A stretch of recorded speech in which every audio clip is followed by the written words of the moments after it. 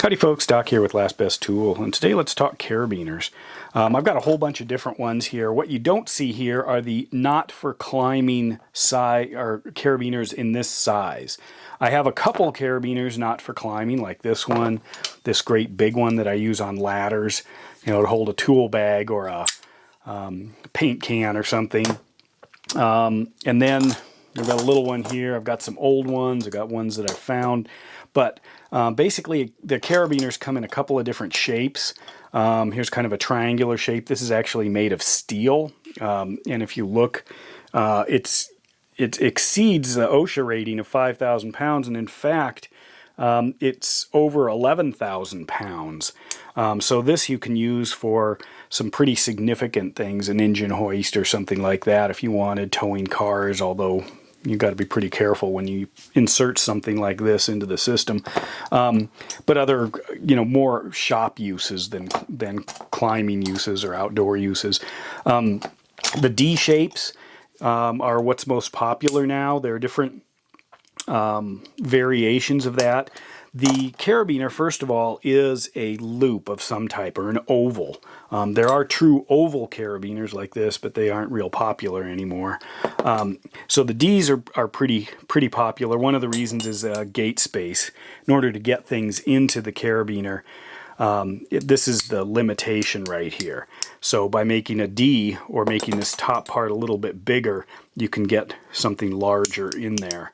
But anyway, there are three main ratings on carabiners, and one of them is the main one that most people are concerned about, and that is simply pulling end to end with the gate closed, just like that.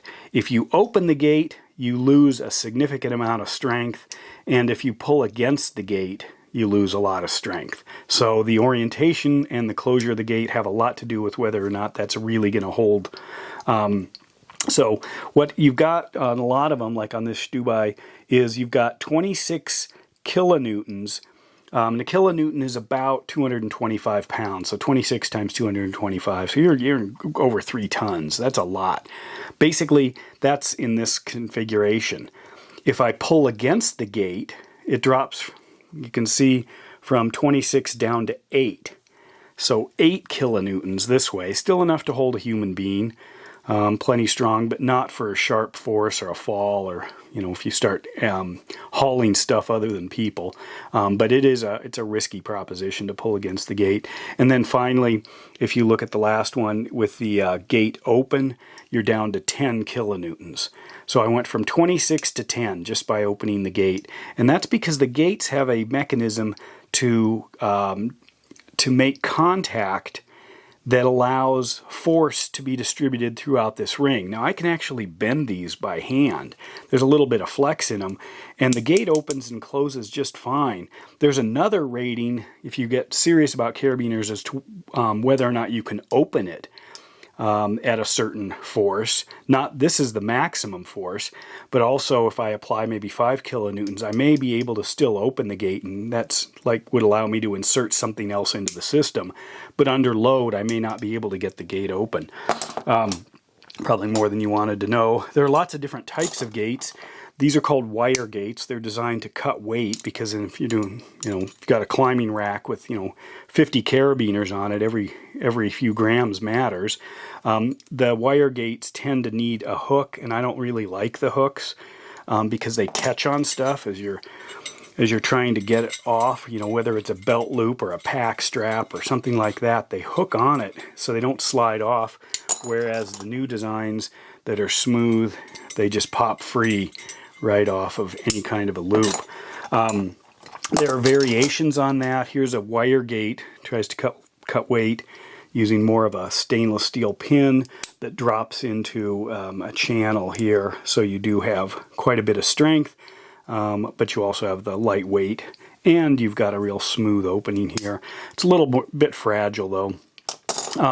There are other shapes. This is called a munter hitch, or a parabiner. It's designed for a particular size knot or type of knot that needs to roll back and forth in this space. I like these, for arborist work, stuff like that.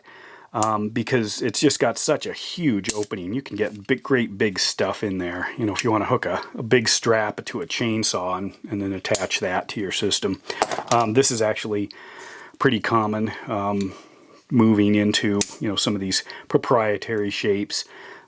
When you're setting up rigging for, you know, climbing on scaffolding, stuff like that. Although a lot of people go to the metal just because you don't have to care for them near as much. If you drop a carabiner, it's garbage.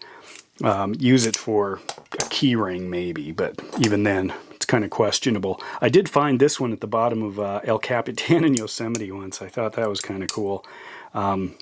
It's a little beat up, doesn't close all the way, but I collect carabiners. It's one of my things, and I enjoy, you know, sometimes picking them up where I am. Picked this one up in Chamonix, France. This is an awful carabiner. I mean, it's really pretty. It's kind of beat up from years of use, but it doesn't open very far. It's very hard to get much in here besides maybe a 10mm rope. Got this one in Wales. Kind of a classic old design, and of course Wales. This one I got, where did it go? I like this. It's Lucky is the carabiner. This isn't a real climbing one. It's more of a gear one. 400 kilograms. That's still a lot. That's, you know, 850 pounds or so. But I got this one in South Africa. I kind of like the small size for a key ring. But anyway, there are all sorts of different aspects to them that can make them more or less useful. This is called a screw gate. Now, there are carabiners that have bent gates, and this is designed, not only does it give you more room, more gate room to insert something in here, but it also tends to guide the rope in. So, you know, if you're pushing here, even though this might open, you know, you've got a lot of force down here, but if you can center it, then it's a lot easier to just clip things in. So bent gates are pretty popular. And then there are locking gates. This is a screw lock. They're usually a fairly coarse thread, and they can get bungled up with dirt or sand or stuff like that. So, you know, you have to maintain them. There are auto-locking ones like this.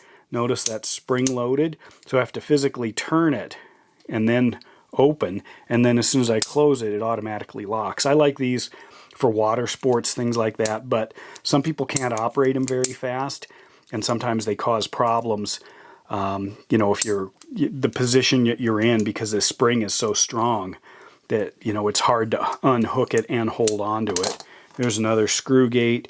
This one you can see moves quite a bit, but if sand gets in there, I might have to crunch through it. Here's another big auto locker. The auto locking are good if you can use them, just simply because they are automatically going to lock, whereas the ones that aren't auto locking, you could have the need for a locking one, which basically keeps it from opening if it's bent over a ledge or something, or, you know, vibrations can actually cause these to open.